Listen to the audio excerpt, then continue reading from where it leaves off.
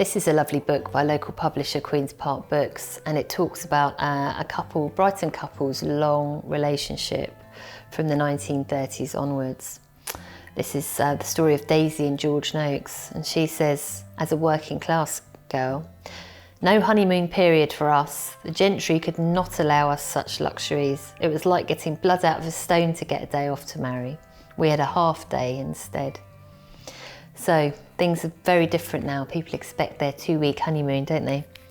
You might want to think about the actual act of getting married itself. Do you have a religion? If you did get married, and not everyone does get married, did you get married in a church? Maybe a temple? Maybe a registry office? Here's another wedding photo. This was taken in 1930 in Kent. So the wedding garb looks very of its era. We've got a really nice activity actually, which involves drawing, but you don't need to be an artist to do that. So you could just pick up a pen and a bit of paper, or a pencil and some paper, and just have a think about either your wedding outfit. Do you want to draw that and what you wore? Did you wear a hat? What kind of shoes did you wear? Did you wear a suit?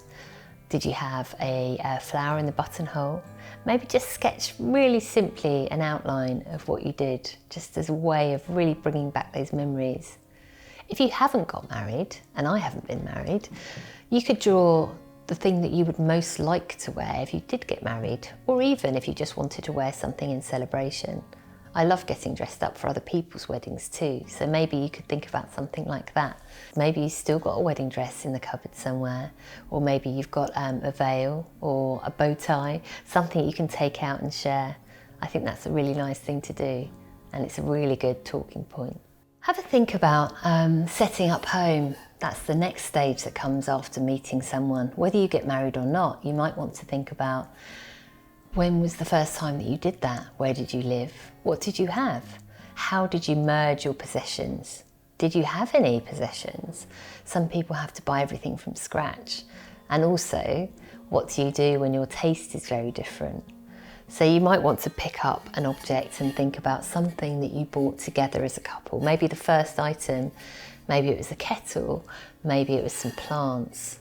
Was it a bed or a sofa? Maybe you argued about where the plant pots should go. Have a little think about where you bought things, what you bought. Did you have a wedding list, for example? All these questions which can help to build a picture of making a life together. So other questions might be, how long did you know each other before you got married, if you did get married? And also, a bit cheekily, when was your first kiss?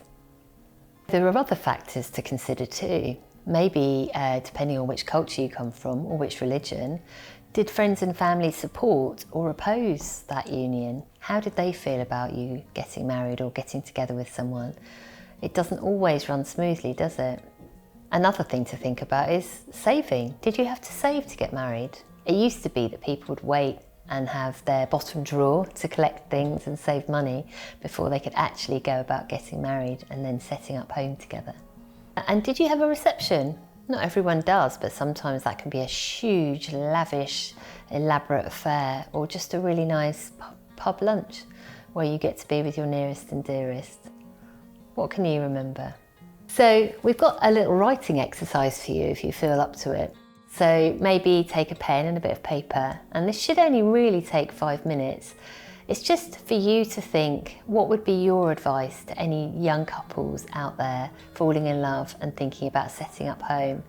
What advice would you give them for how to make a relationship last and make it a happy one? Think about the things that you've learned and maybe share those for other people in the future.